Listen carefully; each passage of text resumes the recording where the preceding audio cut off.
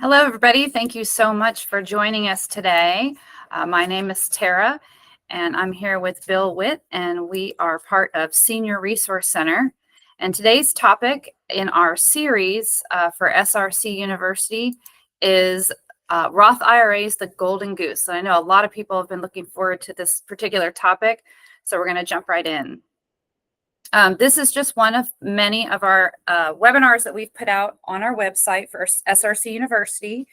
And we did this because we wanted to help the community have more education about retirement. We make these sessions 30 minutes or less so that they're easy for you to listen to. They're available on your schedule, whether you're listening to them live or you want to go and listen to a pre-recorded webinar that's always on our website. A lot of the topics that we talk about in these different webinars are in our book. So if you're interested in our book, More Money for Retirement, you can download a free PDF version from our website, or you can, on our website as well, order a book. The book is free. You just have to pay $5 for shipping and handling. And our ultimate goal is to create a safe, secure retirement. And the good news about our school is there's no final exam. So at Senior Resource Center, we help in 4 distinct ways. We're very unique in this way in our community.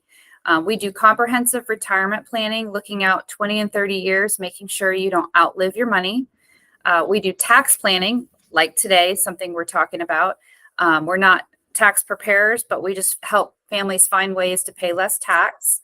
We do a lot of long-term care planning, and that includes helping families to qualify for Medicaid in a skilled nursing facility and protect and preserve their assets, or VA aid and attendance benefits if you were a veteran during a wartime period. And then finally, estate planning, just making sure that you have your legal house in order. All right, so here's our series of webinars in our list. We're currently on the Roth IRA Golden Goose, and next week we'll be talking about long-term care.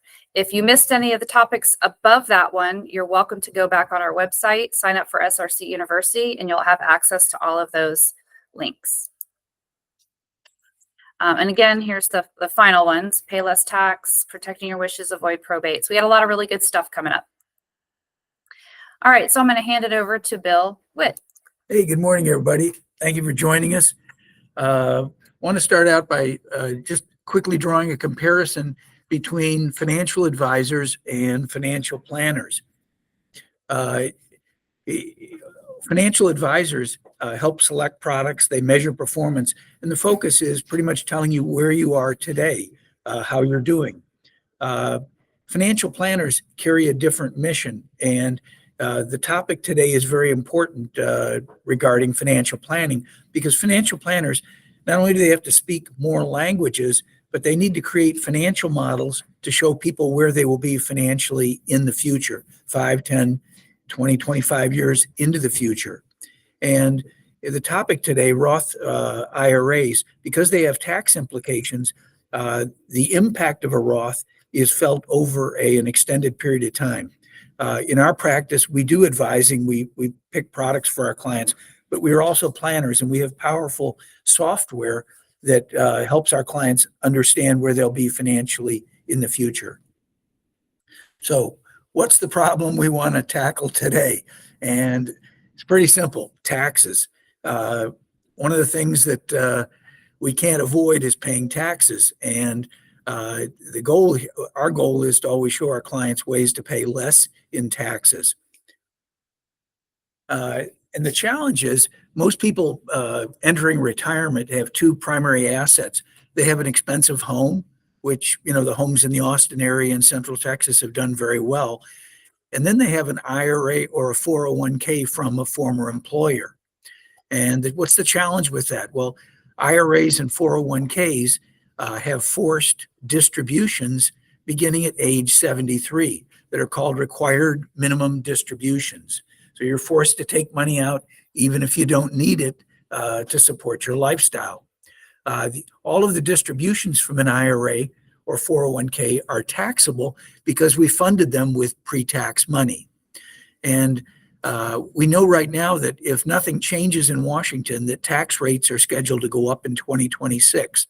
The Trump tax cuts that were put in a number of years ago are set to expire. And so we're kind of anticipating higher taxes in the future.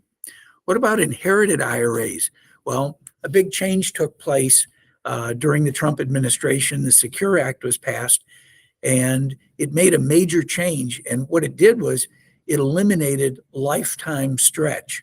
So what is lifetime stretch? That's where kids could inherit mom or dad's IRA and take small required minimum distributions and essentially use that IRA as part of their own retirement plan. But the Secure Act put a 10-year cap on inherited IRAs. Now, all the money must be taken out within a 10-year period. And the challenge is usually your kids, they may well be in their peak earning years and then forced to take additional money out. And what that ends up being is Uncle Sam becomes your biggest heir. So we want to try to avoid that. And bottom line is tax planning to avoid Uncle Sam is critical for a safe, secure retirement. So today's topics, first, we're going to start out just comparing traditional IRAs and Roth IRAs. We'll see what the different features are of each. We're going to talk about how to create a Roth IRA through employment. Then we're going to spend most of our time talking about how to convert an IRA to a Roth IRA. And we'll talk two different strategies. One is using an annuity and an income tool. And the second is gradual Roth conversions. And then finally, we'll wrap up with summarizing Roth tax advantages. So let's compare traditional and Roth IRAs. On the left side of the IRA versus Roth column, you see the contributions to a traditional IRA and 401k are deductible in the year that you put the funds into the IRA or the 401k. That's an advantage. You pay less tax up front. With Roth, you don't have that advantage. With Roth, you fund it with after-tax dollars you've already paid tax on. But look what happens as we move into the future. All withdrawals from a traditional IRA and 401k are taxable. And that's not true with a Roth. Whatever the Roth grows into, whatever it earns, no taxes are due. So any withdrawals from either an IRA, whether you're withdrawing the original principal or the gains, you pay tax. Not so with a Roth IRA. What about required minimum distributions? We just talked about the fact that when you turn 73, with a traditional IRA, you're forced to take these required distributions, but not so with a Roth. With a Roth, you can let the money sit, compound, and grow, and that's kind of nice. What about inherited withdrawals? Are they taxable? Well, with a traditional IRA or 401k, the answer is yes. What about with a Roth? No. Once again, whatever that Roth grows into, the funds do have to be withdrawn from the Roth within a 10-year period, but no tax is due on any of the withdrawals. And finally, which one is impacted by higher future taxes? With a $30 trillion national debt, a lot of economists think we're going to have to raise taxes just to service the national debt. And being in a Roth is a way to avoid having to participate in funding the national debt. So let's talk about how we go about creating. And there's two ways to create a Roth IRA. The first one is through earned income. So if you're working in 2024, you can contribute up to $7,000 to a Roth IRA after tax dollars. If you're 50 plus, you can contribute up to $8,000. You can do that annually. But there are limitations on who can put money, who can contribute to a Roth. If you're single and your modified adjusted gross income is greater than $87,000, you can't contribute to a Roth IRA. What if you're married filing jointly? Well, if your modified adjusted gross income is above 143, for many people it is, they can't contribute to an IRA. So getting money into a Roth IRA can be limited. But we all have a second option, and that's the ability to convert a traditional IRA to a Roth IRA. So there's always a way to move traditional IRA funds over to Roth. And the good news is there's no income, age, or dollar limits. You can move as much as you want. The key on this, and we'll touch on this again a little later, the key to a Roth conversion, for a gradual Roth conversion, is we want to pay the tax obligation from other after-tax savings. And we'll show you an example of this in the future. So we talked about how to, if you're earning money, you can put money into a Roth. What about if you have an IRA and you want to consider moving IRA funds over to Roth? Well, there's two ways to do it. The first we covered last week, but I'm going to go over it real quickly again, and that's using an annuity as a way to gradually convert IRA funds over into a Roth. The IRA, remember, IRA funds have to be taken out starting at age 73. And we use an annuity to satisfy, we take a portion of the IRA funds, use it to satisfy all or most of the RMD on the entire IRA, and allow the annuity to be the workhorse, essentially. That annuity generates lifetime income that increases in the future if the stock market is up. So it's a way of keeping up with required minimum distributions. With RMDs, every year we get older, we have to take a larger percentage out of our IRA, and the annuity offsets that. And then it also provides a way to convert future income into future tax-free income. Let's take a look at a simple example. Here I've got equivalent funds on both sides of the page. On the left side, I've got your traditional IRA, same dollar amount on the right side. Now I show a 50-50 split. It could be 60-40, it could be 70-30, but we're going to use 50-50 for our example. So I divide up on the right side, I divide the funds, I'm dividing it up, and I'm putting a portion of the IRA funds into an annuity. What happens when we turn 73? Well, we have to start taking those required minimum distributions. So on the left side, we see the owner of the IRA starting to do what I call annual dipping. They have to take a percentage out. At 73, the original percentage starts out about 3.8% of your IRA value. So let's say on this year I'm turning 73 and I started the year with $100,000 in my IRA. I'd have to take approximately $3,800 out to satisfy Uncle Sam. Every year I get older, the percentage goes up. There's a chart in our book that shows by age, there's a number next to each age, 73, 74, 75, and it's a divisor. You take the value on January 1st, divide it by the divisor, and that tells you how much you have to take out. As we get older, the divisor gets smaller, and as it gets smaller, the percentage we are forced to take out goes up. Well, what about on the right side? With the IRA annuity, we had a feature on, it's called an income rider. This is a lifetime income payout. If you're married, it can be joint life. And it, as I said, it's lifetime. You can't outlive it. Many of our clients are using IRA annuities kind of as a form of longevity insurance, where they can draw funds the rest of their lives and not worry about running out of money. So what happens over time? Well, on the left side, that percentage is going up, the annual dipping is going up, and usually the IRA value begins to decline over time. The same thing is true with the IRA annuity. You'll notice as we've been drawing out funds, the value's gone down. But the IRA annuity is satisfying the RMD for both it and its companion traditional IRA, so the other IRA is going up in value. Well, let's fast forward. Eventually, we're going to get to a point where the IRA annuity is drained. That takes 12, 13, 14 years. And here's the good news. At that point, you start getting free money. The annuity has paid out everything that we put in it. It's paid out all the earnings that it earned over that 12-year period, but the checks keep coming. And if you'd like a good analogy to this, think of Social Security. With Social Security, after drawing benefits for about 10 years, you've received everything you paid in plus your employer, but the checks keep coming.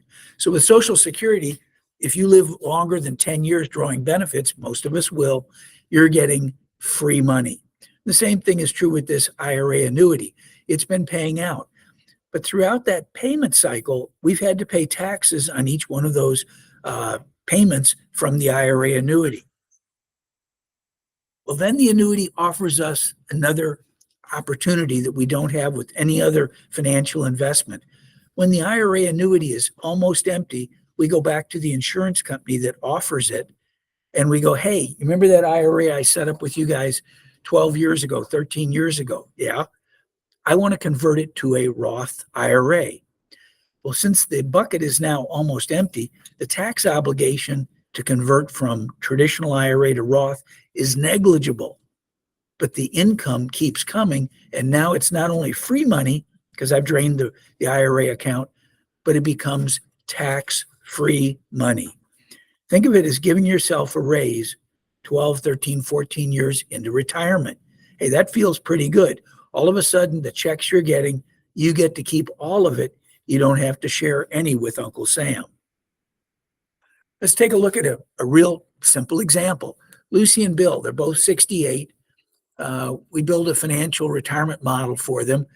Their goal monthly is $6,000 to cover living expenses. And we assume that's going to grow, that expense is going to grow 2.5% annually with inflation. Once again, our powerful software lets us look into the future. Lucy has Social Security. She's going to start drawing it at 68. She's going to be getting $18.56. And Bill, he was the primary breadwinner. He's going to wait till 70 to draw his and start at $35.64. Remember, Social Security is indexed for inflation. So as we covered in a prior webinar, the primary breadwinner in a married couple should always delay as long as possible, hopefully till age 70, to maximize lifetime payout. Now, Bill and Lucy have some savings, $725,000. $675,000 of that is in a 401k that Bill has, and we project it growing at 5%.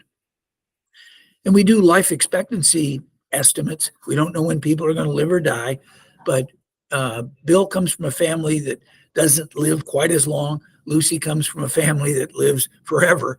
And so we assume Bill might live till 83, and then Lucy would take over his Social Security benefit. Well, in this model, we created a second option. In this case, we took $275,000 from the 401k out of that $675,000. We put it into an annuity that's going to generate $1,107 monthly income starting at age 70. That income increases if future stock market is up. And then we put this information into our model. And the beauty of this retirement analyzer software is it gives us the ability to look out 10, 20, 30 years into the future. On top, I show that if Lucy makes it to age 100, that she still has $345,000 in her retirement funds. That's pretty good. She's safe. But what about scenario 2, where we converted a portion over to the annuity? By doing that, Lucy now has $587,000 at age 100. She has $241,000 more dollars, but more importantly, some of that money, more of it is now in a Roth format. It's been generating Roth income, which can be rolled over, and the more tax-free money to her heirs. Now, the second way, so the first way is using the gradual annuity over time. The second way is what I call a gradual Roth conversion. This is something everyone that has an IRA can do. And we use the graduated IRS tax tables to convert a portion of the IRA on an annual basis. We want to convert IRA dollars staying in a low tax bracket, and I'll explain how we do that. And remember, with doing an IRA to Roth conversion, there's no income, age, or dollar limits. Anybody can do this. I'll show you a really good example of this. But the key on gradual Roth conversions, we want to pay the tax obligation from other savings. So how do tax tables fit into gradual Roth conversions? Well, here's an example. In 2024, if you're single or married, a portion of your income is taxed at 10%, 12%, potentially 22%, 24%, 32%, all the way up to 37%. So in the case of a married couple that has combined income of $94,300, they're all in the 12% bracket. But remember, we also get a standard deduction. If we drop down to the bottom of this page, you'll see for married couples, the standard deduction is $29,200. And if the couple or both of them are over 65, they get an additional $3,100. If we add that to the ceiling of the 12% bracket, I come up with a total of $126,600. So how does this fit into Roth conversions? Oftentimes we have couples coming in and I go, so let's add up all your income that you're going to have in retirement. And they go, hey, our total income is going to be $100,000 this year. Well, I know that they could have up to 126 and still be in this very low 12% bracket. So what's my first recommendation? Hey, since we know tax rates are going up, let's take advantage of this low tax environment and this low tax bracket. We could convert $26,600 annually at a 12% rate. I don't think we're going to see 12% tax brackets 5-10 years into the future. Let's take advantage of it. So when we're doing Roth conversions, we're always looking at how much headroom there is between where a couple or single person is income-wise and the top of that tax bracket. We want to stay out of the 32-35% brackets, and ideally we stay in the 12% bracket. Now, earlier I said the key to a successful Roth conversion, if you're doing a gradual Roth conversion, is paying the tax obligation out of other after-tax funds. So simple example, I've got a client here that has $300,000 in an IRA. We expect it's going to grow at 5% annually. And this client also has $100,000 of after-tax savings growing at 5%. And we put them in the 28% tax bracket. Well, if you go to the bottom of this page, let's say we convert the $300,000 over to a Roth. If we pay the tax obligation out of the IRA funds, the Roth starts out at $216,000. And savings is still at 100. We haven't tapped that. But what you'll notice is what's the after-tax earnings on the far right. And there's no advantage if we do an IRA to Roth conversion and pay the tax obligation out of the IRA so the Roth starts behind the power curve at a much lower rate, in this case 216, you see it's a wash. The Roth and the IRA are balanced. Well, let's take a look at a slightly different example. Same dollar amounts, only this time we're going to pay the tax obligation out of those after-tax savings dollars, the 100,000. Well, now let's go to the bottom. The IRA is at 300,000. It earns 5%. That's 15,000. We have to pay tax. I'm earning income on my savings. So the total earnings are 14,400.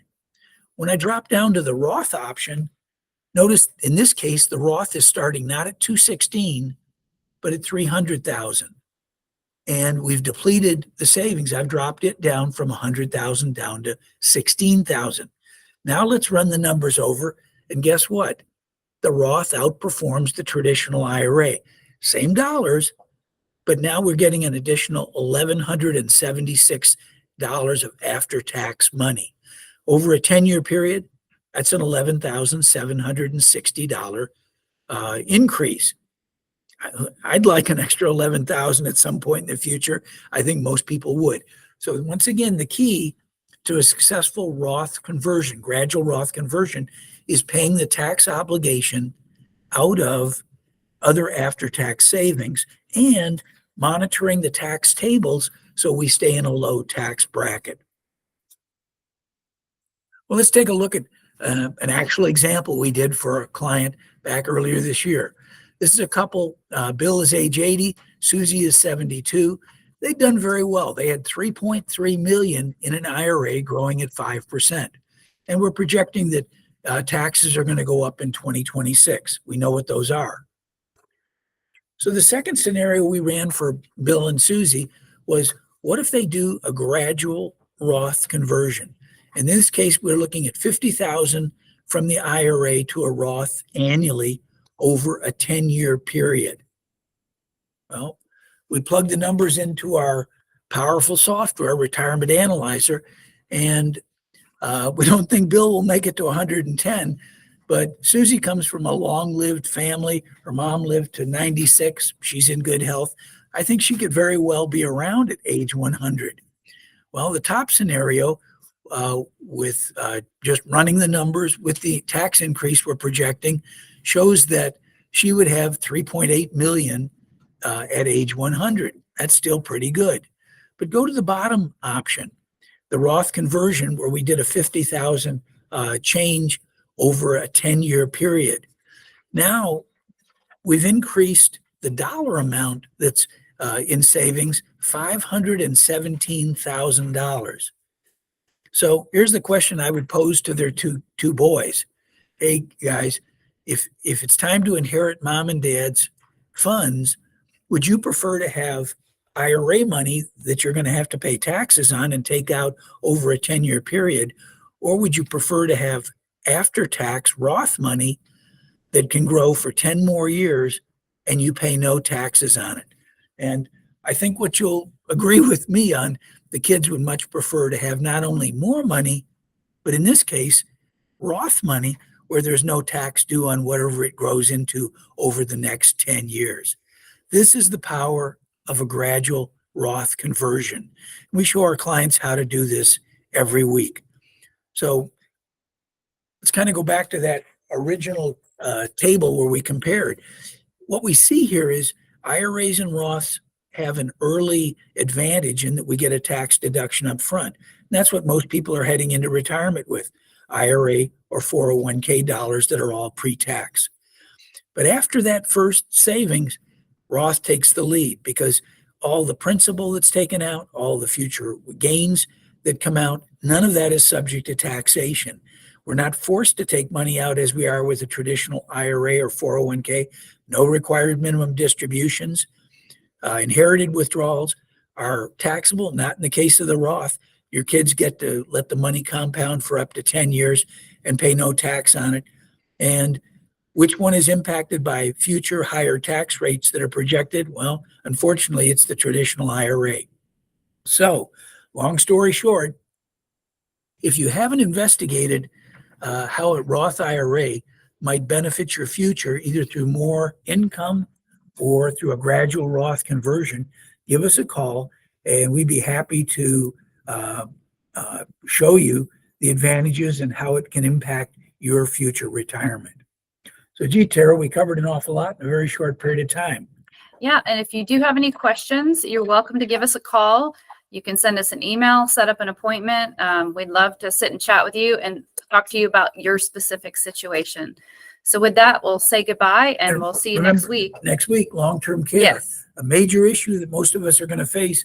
We'll show you ways to tap into federal and state benefits to have the government pay for your care, not you. And if you have any friends or family who are caring for loved ones, this would be a great one for them to tune into. So we'll see you next week. Thanks so much.